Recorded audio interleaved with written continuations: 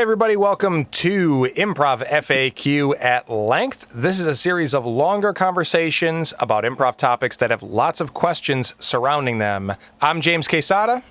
And I'm Bob Wick. And our topic for this episode is going to be what makes today different? A concept that Bob brings up a lot. And, you know, you talk about it a lot, and I definitely understand the concept. It's not something that I use a lot or think about a lot in improv, and I think it's very valuable. And so I just figured it would be cool to get your take on like why it's so valuable and why it's like it seems to be one of your number one approaches to making a scene, giving it that oomph or making it about something, you know? I think it's just my preference. Because I think I prefer a narrative. Not always, but for the most part, I do prefer narrative improvised scenes. So, you know, if I think a proper, not that this is a rule or cemented in stone, but if it starts with establishment, so you have to show what makes today, you know, what's like a normal day in the life of the characters, and then because most of the things we do in improv is kind of situational. Why are we showing this scene? If we're creating scenes that never been written, why is this the one that we're showing the audience? And what's the entertainment value in that? So something unusual should happen. Yeah, totally. Yeah. And again, it's interesting. We talked recently about you being really all about story and like character. Digging into character more than in any other focus. And so, yeah, it makes sense to me that like what makes today different is kind of like, it's almost like a writing tool too of like, a call to action, or what do you call it? The inciting incident, that kind of thing. Yes. Yeah. And also I think a great byproduct of this is if you realize it's what makes today different for the character, you don't focus on what unusual thing may have been your get. So if if your get is astronauts, you're not talking about what is it like to be an astronaut, because if you are in fact an astronaut, you've probably been an astronaut for a very long time before you go on your big mission. So that's not what makes today different for that character. That's just the character. Because you see that a lot with like, especially like in a newer improviser, like you get astronaut. Oh man, I'm an astronaut, and look at my gear, and this is what I can do. I can't wait to go to the moon, and look at all the training, and you know people already know that about astronaut. I don't think that's an interesting slice of that character's life. But what happens the day he meets the alien, you know, or decides to marry one? That's to marry an alien. Yeah. Oh, I love that. Dude. That's an awesome 1-2 up the ante. What happens when he meets an alien or marries one? Marries. Yes. So yeah, like how do you teach it when you are, or coach it when you're working with a group? Giving examples like that, like how do you kind of set up that as a focal point? Well, a lot of times, I think when we first introduce like editing, we tell newer improvisers to edit on the first big laugh, but usually that's the indicator of the interesting thing. So I think it's UCB talks about the first interesting things, what probably makes the day different, or you know something you should focus on, what you should hang your hat on, if you will. So first, getting them to acknowledge that. What's the first interesting thing to you? And honestly, sometimes the first interesting thing isn't what the audience catches. It might be something really small that you can, and the smaller thing, the funner, the better it is to build off of that, because you can really take your time. Yeah. So how, because I imagine being in a student's shoes and hearing what makes today different and wanting to swing for the fences on like, I won the lottery, or like I'm going to propose, and like going real big, which I'm sure works fine. And, you know, that's one option, but like, how do you kind of like balance that, or like get people to look for more nuanced things that make today different? That's a good question. Well, I think the first thing to do is for them to acknowledge, to learn the difference between if is the thing they're picking unusual to them, the performer, or unusual to the character, which we already talked about, and then exploring like stuff if this is true, what else is true? Yeah. Or cause and effect. Because this happened to this character today, how does that affect them for the rest of their life? Or the relationship between the two characters for the rest of their lives, or just or just in the moment, Yeah. I think that's great and really important. The what you said about is it unusual to you or to the character? Because I know you mentioned that a couple minutes ago, but just phrasing it that way like really simplifies right. Approaching things just with assumed history or assumed familiarity. That's really the best way to approach maybe not the best way, but it's the best. It's probably the best, most helpful habit to get into is to assume history, assume relationship, assume normal for whatever happens at the top of a scene. I think there's definitely plenty of playing room for like starting from a place of out of the ordinary and reacting to it like normal people do it and playing the voice of the audience or whatever. But like more often than not, it's going to help you, especially while you're learning, to assume that you are an astronaut and you've been doing it for a while, or that the person that you're in the room with is a stranger or not a stranger, that you have a history and a relationship with them. I love how useful and simple that instruction is to ask yourself if it's unusual for you or unusual for the character. That's awesome. And honestly, sometimes the most unusual thing is only like a MacGuffin or creates a want, and then the interesting things that accompaniment or as a byproduct of that is how do you obtain that want? Or for example, a way I usually use is think of any movie, specifically comedy movies that have the character's name in the title. So something like Billy Madison, what makes Today different is his dad is giving up the company. We don't really focus so much on that particular part of the plot. It's more about a fish out of the water, like what happens when someone who kind of just floated his way through life has to actually be responsible and go through all the elementary and high school grades again. And how does he interact with people and what does he learn? So what makes Today different technically is his dad's giving up the company, because that's the first interesting thing for that character, because we learn for the first 10 minutes that all he does is hang out and get drunk with his friends at the pool.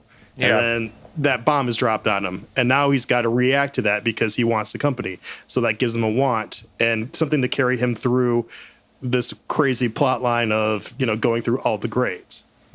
Yeah. Well, so again, coming back to like approaching things from a story perspective, right? How do you differentiate, or do you really make a strong distinction between the idea of what makes Today different versus something like the game of the scene?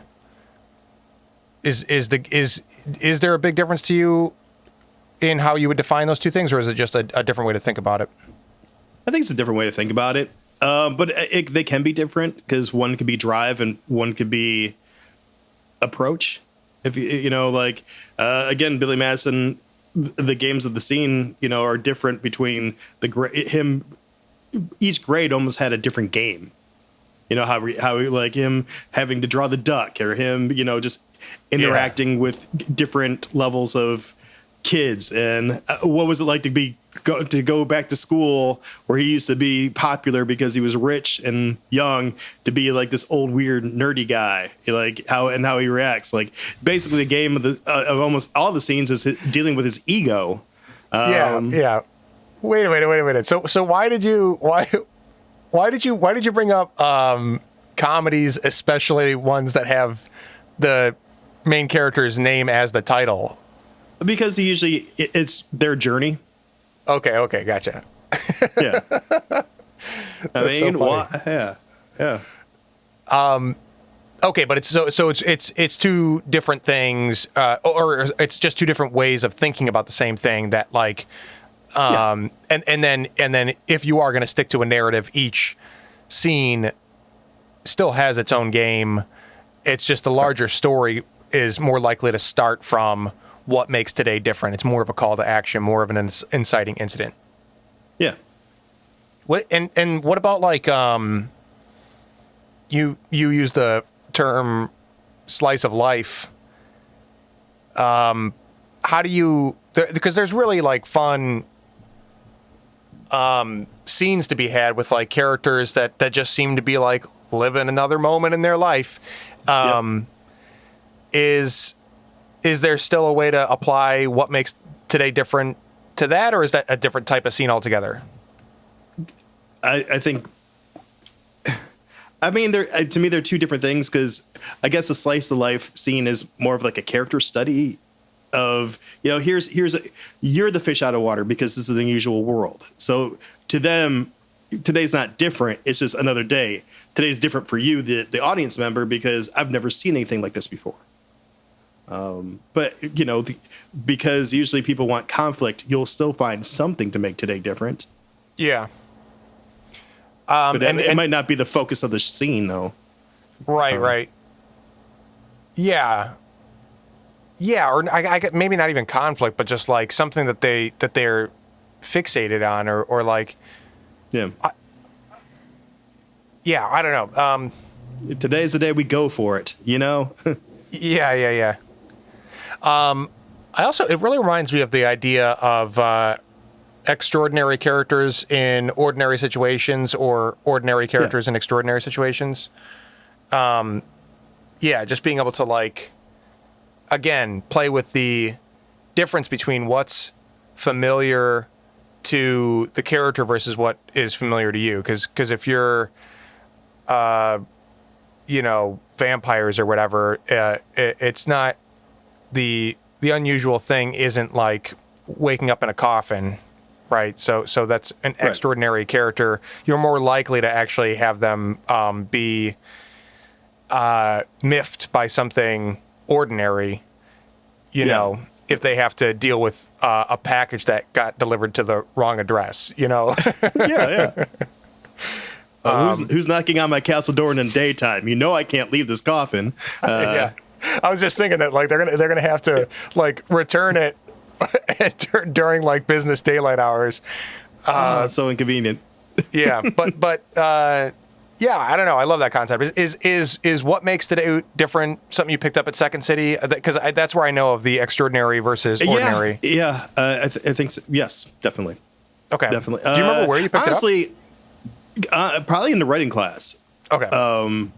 Because I was taking the writing class right after, or I think I started the writing courses halfway through my conservatory classes. So that's like the final couple classes you have to audition into to graduate from Second City, their improv school. I lost the word. I was like, learning stuff. Oh man. Anyways, so during that time, like I was learning how to write sketch, and I think one of the first things we learned, like there's 4 beats to every written scene, or not to most written scenes. You have your first beat, which is supposed to be the shortest beat, is establishing the norm, so you got to establish who you are to each other, and location. And then from there, the second beat would be what makes the day different, or conflict, and initiating something, so what made today different usually is what starts the scene or the premise.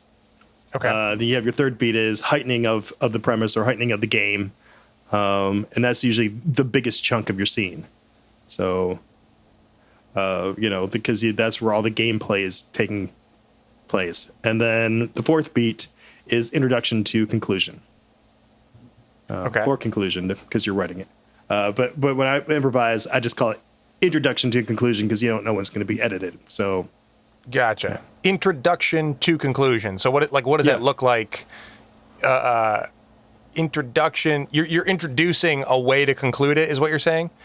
Yeah. Because if the second beat is a problem and your characters have to solve it, or a want and they're about to achieve it, then you're introducing that. Okay. And sometimes you don't get not every scene has a bow on it. So because either it gets edited or, you're not enough time in your set, who knows?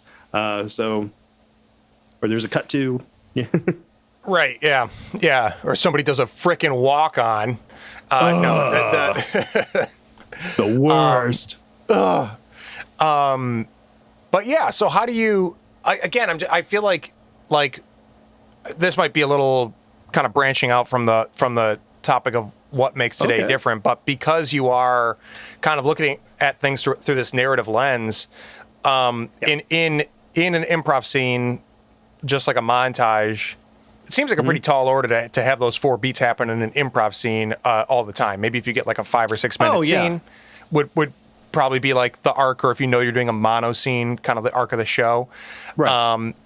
But how are you approaching scene by scene, like how to look for a button or a blow line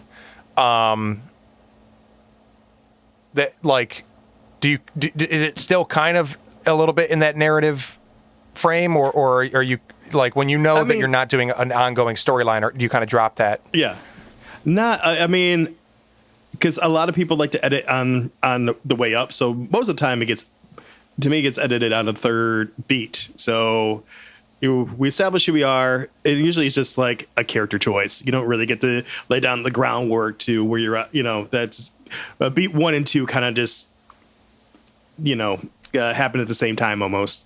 Yeah. So you discover what makes the day different. And then depending on what that is, you start playing the games. So I just heighten it until you can't heighten no more. Sometimes you might get inspired to like, and now we're all finished. And that's how you rob a bank. Pronounce you mad and an alien. Whatever happens. I want to see a bank robbery that ends that way. It's just on their way out. Thank you very much, ladies and gentlemen. Like we promised, no one got hurt. Thank you for the money, and that's how you rob a bank.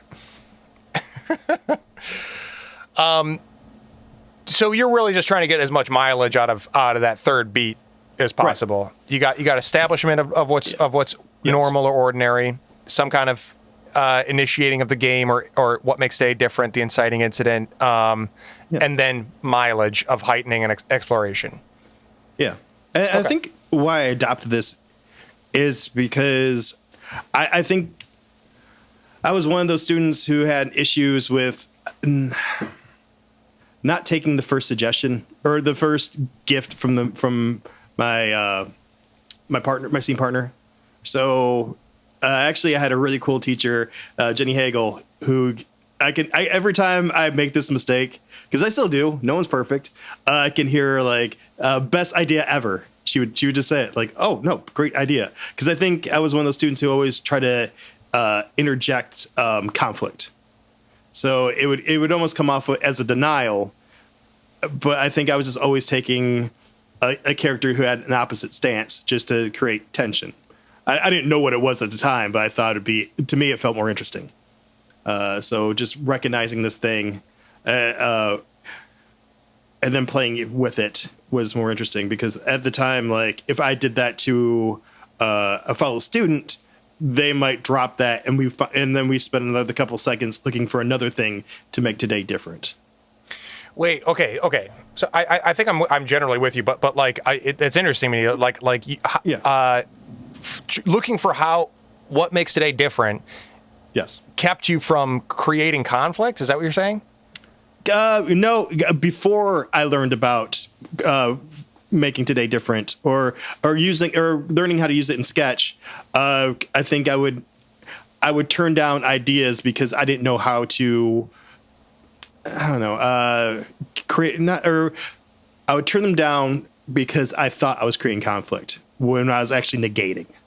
So, hey, James, you want to rob a bank? No, I do not. I would never want to rob a bank. I'm good, but we need money. Yeah, but we can get money another how. You know what? Let's open up an ice cream stand. Oh, I don't want to make ice cream. But I got a cow. Like, what is this scene doing? You know? Yeah, I was not a good improviser. But I got a cow. But I got a cow. What else are we gonna do?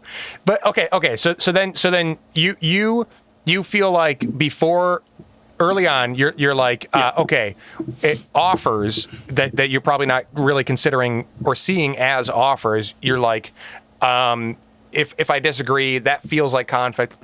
It feels like something's going on, and you think that that's helpful, but you don't really see another option, is what you're saying, until you get to the idea of what makes today different, and then like you see the possibilities in those kinds of offers more to be like, oh, this is how things are going to change. Okay.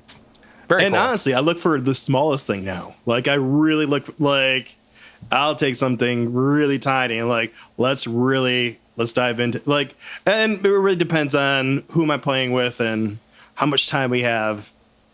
I really like finding something like, especially if someone, because you know what, the things I find interesting is the things I don't like about myself.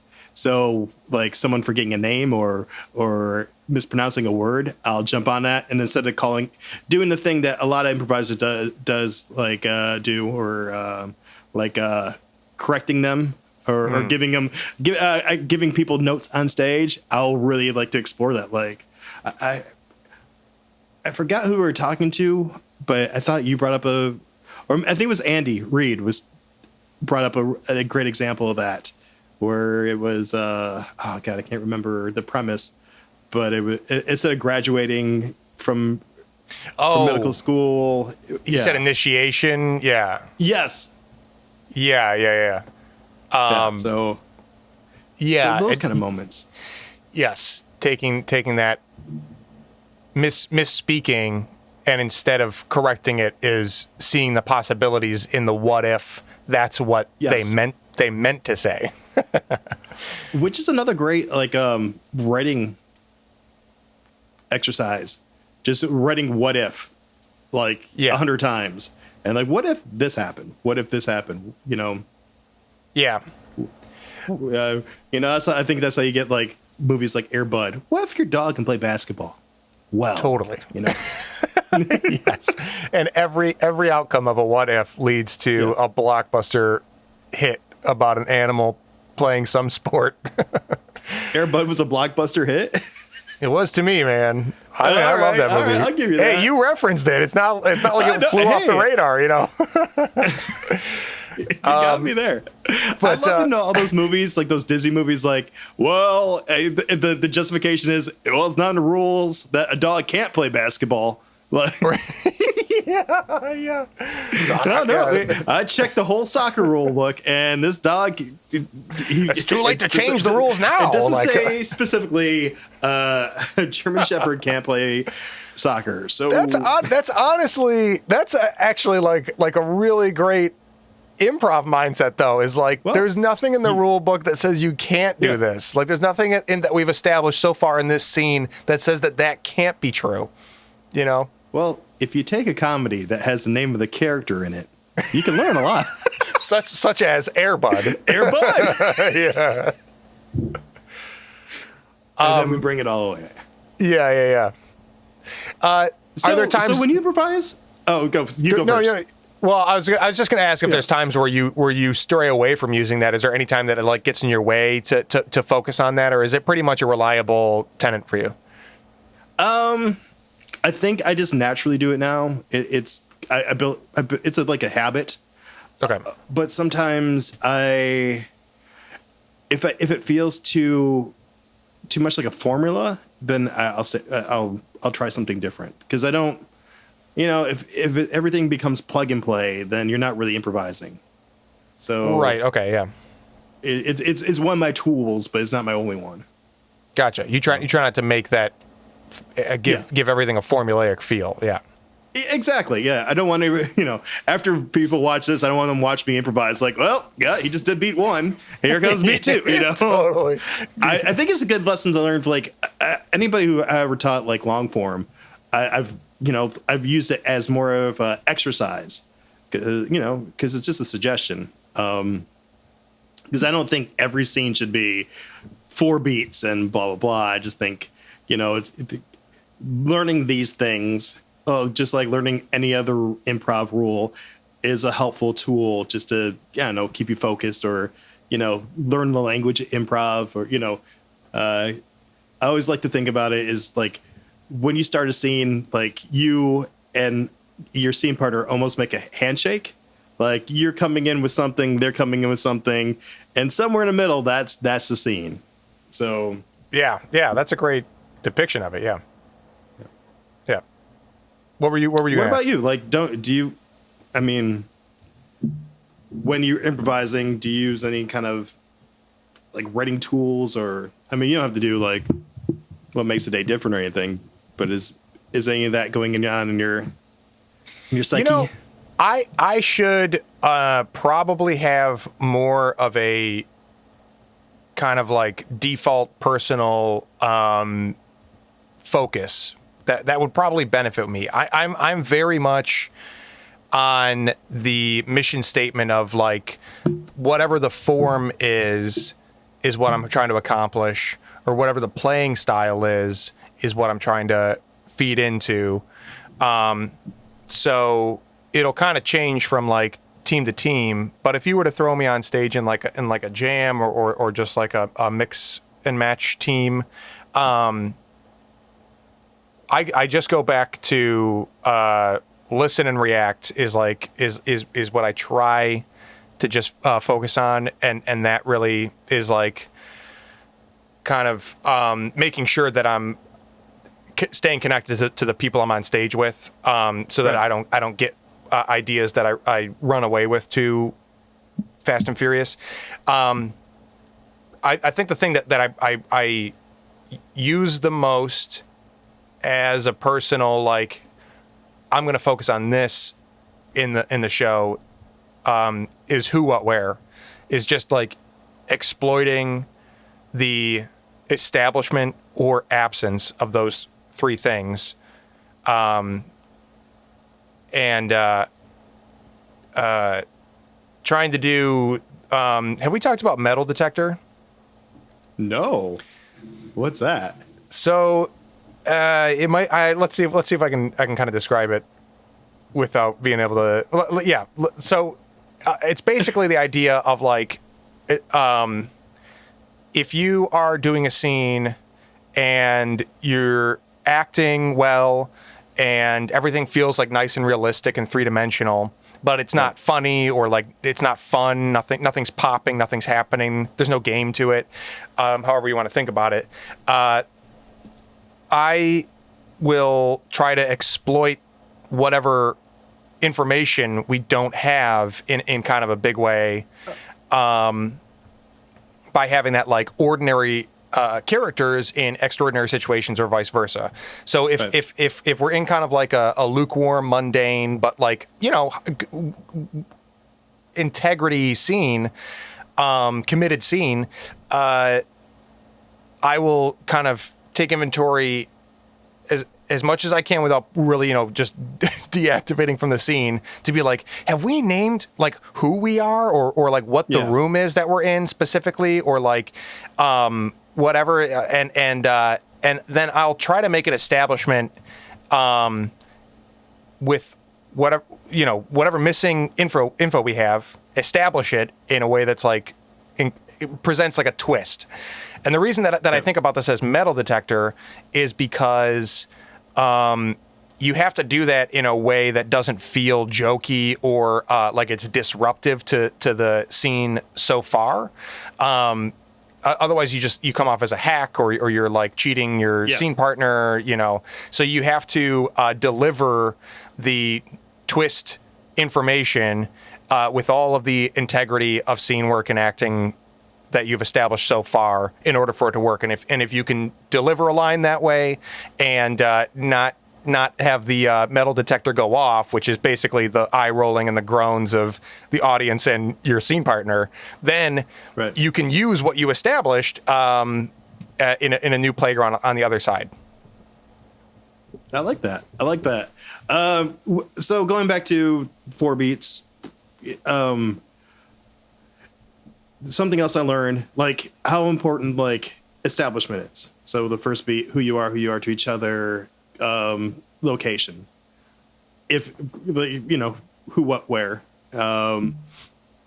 If that's not established, I kind of almost use that for a default, I don't know what you call it, like a blow line. Oh yeah, because, okay. Because if we haven't named each other a quick, well, thank you, Mr. President. Like depending on and that's such a cheap line. Totally. But, yeah. Or I love the reveal. That to me is like specifically what you would call a reveal, right? Is yes. like as a blow line, the reveal that you have been the president the whole time, or the reveal. One of my favorites is that the conversation or like the fight or like inappropriate behavior and exchange has taken place in front of like a school assembly or like at on stage at a concert or something, or during like a televised interview. Yeah. So I always think about like oh god, things you never hear, and then apply it to one of those things. Like you would never hear. I don't want to say president. You would never hear, a doctor say that. Yeah. You would never hear, your parents say that, or if you did, it'd be so weird. So I mean, which can also create if there's a lack of what makes a day different, it can either be a blow line or a jumping point. Totally, and as a jumping point, I think that's what I'm after with like metal detector, because I think like I think Pete and I were doing a scene where like we seemed to be prisoners in like, or like maybe in a drunk tank or something, jail cell of some kind, and we were like just talking about how hard it is like day to day or whatever, and I was like, man, this seems. Again, it just like we had character and we had like a sense of environment, but it just wasn't taking off. And I was like, what if we're dogs in a kennel as opposed to, drunks in a jail cell? And again, it's like you have to say that without being like well, heavy hand that. It's even worse that we're dogs. You have to be like, but this isn't the first kennel that they've locked me up in. That dog catcher gets me every other month or something, or like there was a Dalmatian in here that got picked up. Dalmatians always get adopted. They're never going to adopt. My girl's pregnant. She's about to have 9. I'm about to have 9 kids. 9 pups, man. Yeah. You got to find a way to filter it through what you have. But yeah, I love that. That's really, I think that's like 2 interesting applications of a similar concept, which is that idea of a reveal, right? Like you said, it can be a jumping off point early if it doesn't seem disingenuous, or it can be a blow line. And if it's a blow line, you can get away a little bit more with it being kind of tongue in cheek, right? Oh yeah. You do try to stick the landing with, well, too bad because we're all dogs in this kennel, aren't we? Yeah, rough. Another application I like of this is location. Slowly doing object work to establish the location, especially if you can do something specific for a specific location, and people are like, why the fuck is he doing that? Well, we never said that we weren't in the chocolate factory, so here we are. I think that's something too, again, as kind of like a potential reveal that can be really playful Do you find okay? Sorry, I two thoughts just split in my head that I'm Okay. curious about. One is that like I love those moves, and I think if you're comfortable with the people you're playing with, it's one of the most fun things that you can do is take someone's object work and slightly reframe it, or you just reframe it in either ranging from slightly to enormously, and it can be really fun to again have that reveal of what they're actually doing. But on the other hand, if you're not comfortable with the people you're playing with, sometimes it can feel like a negation or pimping or whatever. Yeah, bad pimp. I And thought then- it was chopping onions, but you made me the worst mortician ever. Yeah. Actually, I was sweeping, not golfing. Thanks. Yeah. Oh, okay, yeah. Well, I've been golfing. You don't consistently swing your club, I reversed that. My bad. I think I remember just as a fun example is that I was in a show and I think it was with Joe and Travis and Travis was kind of like typing like keyboard kind of typing. Yeah. Fingers are moving all over the place and Joe halfway through the scene goes like, "Can you finish breaking up that bread so we can feed these ducks?" And Travis is like, just adapts it to be like he's delicately picking apart bread. And that's like really fun. But I guess my other question is like, when it comes to something like what makes today different, do you ever find that it has, that people read it as being forced when it's not, like that you're trying to gift the scene, but other people feel like it's forced? Not off the top of my head. Not when you do it right, baby. Yeah, I'm just so slick with it. But I have been adapting like the push and pull techniques, like Dave Rosowski. Is that? Am I pronouncing? I always get so nervous about pronouncing that. You know me, like especially like with someone who I admire. Like I don't want to fuck up their name. There's a Z in there. Yeah. User error. So his whole thing, like yes, anding the concept rather than the words. So I might find something different. And going back to how I used to do it, it would be a straight up denial. But if you say no, the right way, for lack of a better term, you can really discover. So maybe two characters have conflicting wants. For example, if dad's in the kitchen, child walks up to him, it's Sunday morning, 8 a.m. Dad, can I have some ice cream? No, you cannot have ice cream. I've told you cannot have ice cream on a Sunday. So I'm saying no, but I'm giving example why it's just making an establishment. We know both characters want, like, I don't want to, or don't want, like, I don't want to give my kid ice cream, like, or maybe the one is I want to be a good parent. So let's explore. So I'm exploring that. The other character has a simple one of, I want ice cream, but I mean, if we're just doing a straight up yes and, hey dad, can I have ice cream? Yeah, sure. Have ice cream. Go ahead. And there could be stuff to explore, like why is this guy such a shitty dad, or why is he such a pushover? Realistically, you just have to move on to what's next. And so I guess that there is like, okay, well, yes, you can have ice cream, but then are you really using that as much as possible if it's just a yes, and you got to get your and in there too. Or build on it. I guess you're just kind of like lightly setting the stage, but like, yeah, if you are, if you're using that with the intention of like what makes today different, because it's like on Sunday, what would God think? Yeah, it's totally the intention makes a difference. For him to say yes would be interesting too. Like, where do you get the, because obviously if you're going to go for an unusual slice of life, like the kid's got to win, I mean, Yeah. 99% of the time. Come on, we want that kid to win. Yeah, we all I want know that you're ice cheating cream. out, Mom. Can I have some ice cream? Okay. Yep. And scene. And scene. Yeah, totally. Yeah. Well, I think that's great. I mean, are there more facets to it that we didn't cover, or is that pretty much? Off the top of my head, I think we got it. Yeah, We got it. I'm sure I'm sure it'll come up more. I do like to talk about I do like the whole concept of using writing elements in doing plays that never been written.